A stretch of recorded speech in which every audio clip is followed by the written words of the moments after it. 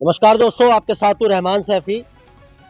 और जैसा कि आप सब लोगों को पता है कि निगम का चुनाव होना था मेयर पद के लिए और वो चुनाव नहीं हो पाया, लेकिन फिर भी आम आदमी पार्टी की प्रत्याशी मेयर प्रत्याशी शैली ओबरॉय जी, जिनको थोड़े दिनों के लिए मेयर बनाया गया था, वापस से वो एक चुनाव के तहत, क्योंकि ये सुनने में आया कि बीजेपी के जो नामांकन थे मेयर चुनाव के लिए, मेयर पद के लिए, उन्होंने अपना नामांकन वापस ले लिया और सीधे सीधे शैली ओबराय जी वापस से मेयर बन गई।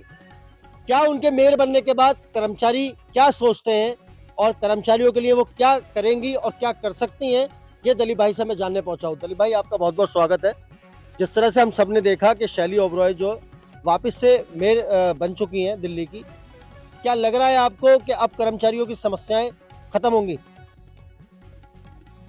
धन्यवाद सैफी साहब, आपका बहुत बहुत धन्यवाद। आप समय समय पर कर्मचारियों के लिए जो मुद्दे उठाते हैं, जो उनकी बातों को रखते हैं पब्लिक के बीच में, और उसके लिए आपको हम अप्रिशिएट करते हैं। दिल्ली नगर निगम सफाई मजदूर संघ की तरफ से मैं आपका धन्यवाद करता हूँ। सैफी साहब, देखिए, जब निगम के अंदर बीजेपी की सरकार थी और बहुत प्रत्यानाएं मतलब झेली हैं कर्मचारियों ने, सैलरी भी समय पर नहीं, बहुत सारी चीज़ें थी। जब निगम 3 भागों में बँट चुका था और उस समय हमने बड़ी प्रदर्शन किए, बड़े हमने आंदोलन किए, लेकिन हल हमें नहीं निकला। और जब भी हम दिल्ली सरकार के पास जाया करते थे, केजरीवाल जी जो हमारे मुख्यमंत्री, उनके पास जाया करते थे, तो वो हमेशा यही कहा करते थे कि मैं अगर निगम के अंदर होता, मेरी सरकार अगर निगम के अंदर होती, तो मैं सारे एरियाज दे देता, मैं सारे लाभांश आपके A to Z लाभांश दे देता, जो कर्मचारी कच्चे हैं सबको पक्का कर देता, जितनी भी परेशानियां निगम की सारी मैं खत्म कर देता।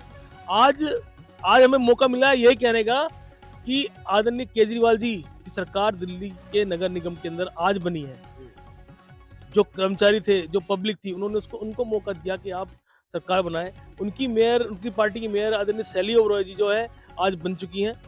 तो मैं सिर्फ यही कहना चाहता हूँ, क्या आज हमारे जो मुद्दे हैं, जो हमारे एरियर्स हैं, जो कर्मचारी रिटायर हो गए 60-60 साल सेवा करने के बाद, उनकी ग्रेजुएटी, उनके जीपीएफ, उनके जीएस, बहुत सारी पेमेंट जो होती है उनकी नहीं दी जा रही है, क्या वो दिलवाएंगी?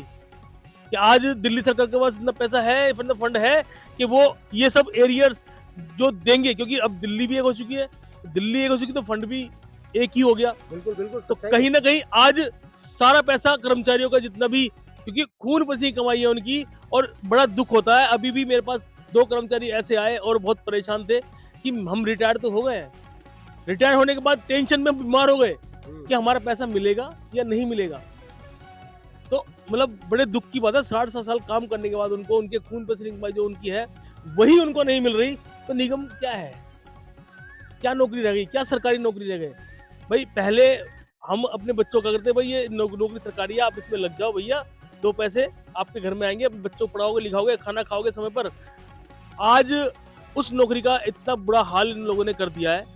क्यों ऐसा? बस देश तरक्की की ओर जाने की बजाय और देश को नीचे की तरफ ला रही है। मतलब बातें करते हैं विकास की, बातें करते हैं देश को प्रगति की, आगे बढ़ाने की, और हमारे जितने भी लाभांश है ना दे करके हम लोगों को ये वहीं भूख की कगार पे, जो भिखारी बनने की कगार पे, वहां पे ले आए कि आज कर्मचारी बहुत हताश है, बहुत निराश है।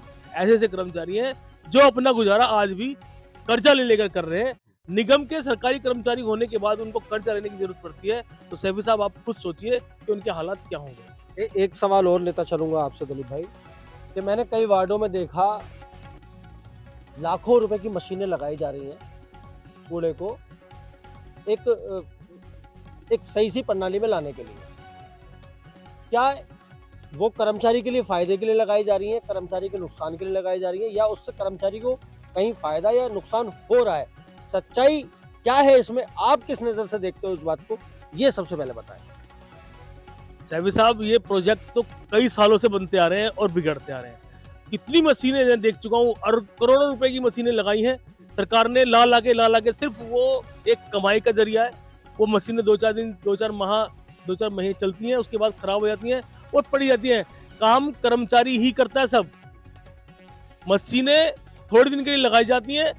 गाजीपुर देख लो, लैंडफील्ड जो है, वहां पर मशीनें लगाई गई, इतनी महंगी बड़े बड़े प्रोजेक्ट लगाए गए जो आज जर्जर हाथ में पड़े हुए हैं। आप जाके चेक कर सकते हैं, आप वहां पे जाके देख सकते हैं कि क्या हालत है वहाँ पर। ऐसे ही हर जगह जो मशीनें लगाई जा रही हैं। ये मेट्रो वेस्ट वाले कर्मचारी जो हैं, सुबह 9 बजे जो अपने काम पर निकलते हैं। जो सरकारी कर्मचारी है ना सर, वो सुबह 6 बजे अपना काम करके और निफराम हो चुका होता है। मेट्रो वेस्ट वाले जब निफराम होने की जगह निगम ने कहाँ दे रखी है उसको? क्या दे रखे हैं शेल्टर हाउस बढ़िया बढ़िया? सर बेचारा कहीं किसी के घर के किनारे बैठा रहता है अपनी बीट पर, या किसी पार्क में बैठ जाते हैं। तो हाजिया पार्कों में देते हैं। शेल्टर हाउस तो दिए थे, लेकिन वहाँ पे इंस्पेक्टरों के कब्जे हैं, इंस्पेक्टर वहाँ बैठते हैं। लेकिन शेल्टर हाउस भी है, लेकिन उतने मतलब सही तरीके से प्रत्येक वार्ड में तो नहीं है ना। तो मैं कहने का मतलब है कि कर्मचारी सुबह अपना काम कर चुका ना, जब मेट्रो वेस्ट वाले कर्मचारी अपना काम करना शुरू करते हैं, समझ रहे हैं? तो ये मैं कहना चाह रहा हूँ कि काम आज भी कर्मचारी कर रहे हैं। मशीनें सब धरी रहती है, मशीनें खराब पड़ी हैं, अब जाके चेक कर। मैं एक वार्ड में पहुंचा, वहाँ मैंने शेल्टर हाउस का जायजा लिया। शेल्टर हाउस के नाम पर वो एक कच्चा कमरा, जिसकी जो पुताई है, जो उसका पेंट है, वो छुट के ज़मीन पे गिर रहा, और जो उसकी छत है वहाँ से बरसात में दबा के पानी चू रहा, क्योंकि मैं बरसात में जाना हुआ था वहाँ। उसके बाद में वहाँ पे गया दोबारा, तो उसकी हालत कोई सुधरी नहीं। बैठने के नाम पर वहाँ पर ना चेयर है, ना कोई पानी की व्यवस्था है। मैंने सोचा कि फिर दूसरे वार्ड में जाके देखता हूँ। जब दूसरे वार्ड में पहुंचा, वहाँ पे भी कोई शेल्टर हाउस नहीं। एक वार्ड में तो पहुंचा तो वहाँ पता चला एक पुराना कूड़े का खत्ता था, वही शेल्टर हाउस था कर्मचारियों का। और सुनने में आया कि नई सरकार ने वो शेल्टर हाउस ही तोड़ दिया, वो खत्ता तोड़ दिया। बिल्कुल ये सच्चाई है, ये सच्चाई है। कर्मचारियों को खत्ते के साथ में एक शेल्टर हाउस बना के दिया गया। कई वार्डों में दिया गया था, कई वार्डों में नहीं दिया गया था। और जो दिया गया था वो आज जर्जर हालत में है। वो आपने सही कहा, वो सफेदी क्या, वो जो प्लस्तर वो गिर रहे हैं, और छत भी गिर रही है। बिल्कुल। अभी मैं बताना चाहता हूँ कि एक वार्ड के अंदर, ये जो अपना वार्ड 228 के साथ में जो गणेश नगर के चौक है, वहाँ पर खत्ता है। तो वहाँ पर एक कर्मचारी की छत पर वो सर पर वो गिर गया, वहाँ जो सीमेंट था उस कर्मचारी का सर फट गया उससे, मतलब छूट के गिर गया और सर फट गया। तो ऐसा बना के दे रहे हैं, मतलब ऐसा बना के दे रहे हैं कि 1 साल के अंदर वो जर्जर हालत में हो जाता है। इसमें आप कुछ भी कहते हो कि ये शेल्टर हाउस के नाम पर भी मोटी इनकम है, मतलब जैसे ये तो 15 साल से भाजपा सरकार इस निगम के अंदर थी, तो ये ऐसी हालत थी। क्या इस नई सरकार में, इस केजरीवाल सरकार में, आम आदमी पार्टी सरकार में, जहां पर इतने बड़े बड़े वादे कर्मचारी के लिए किए गए हैं, बल्कि चुनाव चिन्ह भी वो रखा गया है जो कर्मचारी का मेन औजार है, झाड़ू।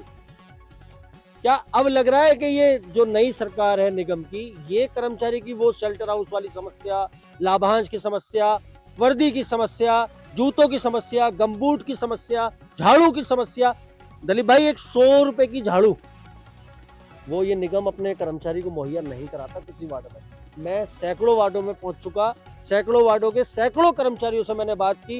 वो कहते हैं कि रहमान सैफी जी झाड़ू अपने पास से लेकर आते हैं हर महीने। सैफी साहब, बिल्कुल सच्चाई है, कर्मचारी अपने औजार खुद खरीदता है।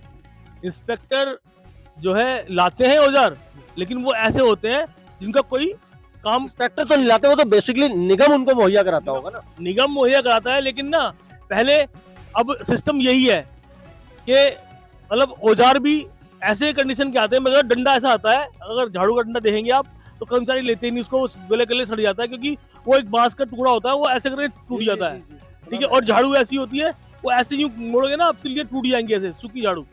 तो कर्मचारी काम करने के लिए, इंस्पेक्टर कहता है भाई मेरे पास तो यही है, लेनी है तो लो, लेनी नहीं तो लो मत लो।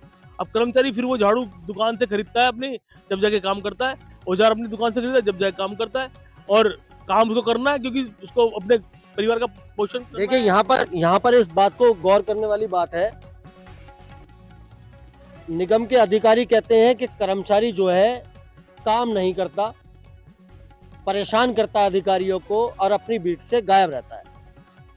मैं कई वार्डों में गया, मैंने वहां देखा कर्मचारी मुझे अपनी बीट पर मिला, और अपनी उसी झाड़ू के साथ मिला जो उसने खुद खरीदी है। और कई जगह पर तो मैंने ये भी देखा, इत्तफाकन मेरा पहुंचना हुआ दलीप भाई, वहां मैंने देखा कि कर्मचारी झाड़ू अपने लिए खुद बना रहा है। वो बाजार की झाड़ू लाकर उसमें से तिल्लियां निकाल कर, उस बांस, वो आपने बांस की बात की, वहां तो बांस नहीं था, वो तो एक अच्छा खासा एक लाठी थी बहुत मजबूत सी, उसमें वो तार बांध रहा था रस्सी से और झाड़ू तैयार कर रहा था अपने लिए। निगम को शर्म आनी चाहिए इस बात के ऊपर। अगर कर्मचारी काम नहीं करता, काम चोर होता, तो वो अपने पैसे से उस महज 12 से 14 हजार रुपए की तनख्वाह में अपने बच्चों को रोटी, अपने बच्चों को शिक्षा, अपने घर का किराया, अपने जीवन व्यापन में से वो झाड़ू के लिए हर महीने 300-400 रुपए खर्च नहीं करता। तो ये तो कहीं ना कहीं हमारी सच्चाई, लेकिन ये सच्चाई दिलीप भाई मुझे नजर आती है, आपको नजर आती है। जो इंस्पेक्शन करने एसी, डीसी, एओ, ये हाई रैंक के अधिकारी पहुंचने, क्या उनकी आंखें मुंद जाती हैं, उनको नजर नहीं आती? देखिए सैफी साहब, मैं बताना चाहता हूँ कि निगम के अंदर जो बिल्कुल अपना काम मुस्तैदी से करता है, बिल्कुल ईमानदारी से जो अपना काम करता है, वो डैम्स विभाग है। सच्चाई है सर, ये सच्चाई है। इसका कर्मचारी सुबह 6 बजे निकलकर अपना काम करता है। डैम्स विभाग से ईमानदार से कोई ऐसा विभाग नहीं है जो अपना काम सही तरीके से करता हो। और ये आप देख सकते हैं, किसी भी विभाग को आप ले लें, लेकिन जो भी सारा का सारा दारोमदार है, जो भी इनको जो भी बुराइयां दिखती है, सब डैम्स विभाग में दिखती हैं। क्योंकि सिर्फ और सिर्फ ये है कि कर्मचारी सुबह अपना जो उनकी बीट होती है वो कर करके, वो साफ करके आराम से एक जगह बैठ जाते हैं। इंस्पेक्शन के लिए जब गली के अंदर आएंगे, अब कर्मचारी के पास 4 गली है सर, वो 4 गली में काम करेगा या एक गली में खड़ा रहेगा कि साहब मेरे साहब आएंगे और इंस्पेक्शन मेरा करेंगे? 4 गली में करेगा, है ना? आप इस गली में इंस्पेक्शन करोगे तो उस गली में कर्मचारी काम कर रहा है तो वो क्या करेगा? और उसी पर ये इंस्पेक्टर, ये जितने भी अधिकारी हाई रैंक के, ये बोलते हैं कि वो कर्मचारी है नहीं वहाँ पे, काम नहीं कर रहा, उसको सस्पेंड कर देते हैं अगले दिन। बिल्कुल ऐसा नहीं होता। कर्मचारी बिल्कुल ईमानदारी से अपना काम कर रहे हैं। अगर ईमानदारी से काम न करते तो दिल्ली की हालत हड़ताल के समय में आप देखते हो क्या हो जाती है। अगर 2 दिन दिल्ली में काम ना हो तो कूड़े की दिल्ली हो जाती है सर, हो जाती है ना सर। फिर ये परेशान हो जाते हैं कि यार कर्मचारी काम नहीं कर रहे, दिल्ली में बीमारी फैल जाएंगी। अच्छा दिलीप भाई, एक चीज और गौर करने वाली है। हालांकि बहुत सालों तक मैंने बहुत सालों से ये सवाल उठाए हैं बहुत, क्योंकि ये अभी ताजी सी बात है कुछ। मैंने कर्मचारी को कूड़ा उठाते हुए देखा, वो जिस रिक्शे में कूड़ा डाल रहा था ना, उसके कपड़ों से ज्यादा बदतर हालत उस रिक्शे की थी दिलीप भाई। मतलब क्या है, मतलब निगम उसको दे नहीं रहा, या कर्मचारी चला नहीं रहा, या क्या हो क्या रहा है? वो रिक्शा नहीं मिल रहा क्या उसको? सर मैं कह रहा हूँ, औजार नहीं मिल रही रिक्शे की तो बहुत दूर की बात है, झाड़ू नहीं मिल रही सर। जब हमें काम करने के लिए औजार नहीं मिलेंगे तो फिर काम कैसे होगा, ये बताओ। आप रिक्शे की बात कर रहे हो, कर्मचारी अगर रिक्शे में पंचर हो जाता ना, तो पंचर भी अपनी जेब से लगाता है वो। उसके मेंटेनेंस के पैसे उसको नहीं मिलते, उसके नाम चढ़ा दिया था रिक्शा, और फिर उसका मेंटेनेंस सारा कर्मचारी खुद अपनी तनख्वाह से करता है। आप बताओ, उसको मेंटेनेंस के पैसे मिलने चाहिए, नहीं मिलने चाहिए? पूरा मिलना चाहिए उसको, तो कुछ नहीं मिलता। बल्कि एक रिक्शा कर्मचारी को रिक्शा चालक कोई है, कर्मचारी तो एक कर्मचारी है, वो अपनी मेहनत को दिखाता है, अपनी मेहनत से काम करता है। वो रिक्शा चालक तो इसे निगम ने बना दिया उसको। और तो और दोस्तों, मैं आपको यहाँ पर बताता चलूं, रिक्शा चालक की तो बात फिर एक अलग बात है। निगम कर्मचारी को, इस सफाई कर्मचारी को इस निगम के भ्रष्ट अधिकारियों ने बंधुआ मजदूर बनाया, हमने वो देखा। अपने घर का पर्सनल नौकर बनाया, हमने वो देखा। रिक्शा चालक बनाया, हमने वो देखा। चाय वाला बनाया, हमने वो देखा। क्यों देखा? सिर्फ इसलिए देख पाए हम वो सब क्योंकि कर्मचारी मासूम है, भोला है, कहीं ना कहीं अशिक्षित है। इसी बात का फायदा उठाकर जितने भी ये भ्रष्ट अधिकारी हैं, उसकी इसी बात का फायदा उठाकर उससे इस तरह के काम करवाते हैं, और वो कभी भी अपनी आवाज नहीं उठा पाता। दलीप भाई, अब ऐसे अधिकारियों के लिए कौन एक्शन लेगा? सर एक्शन तो प्रशासन लेता है, लेकिन प्रशासन तो यहाँ खुद भ्रष्ट है।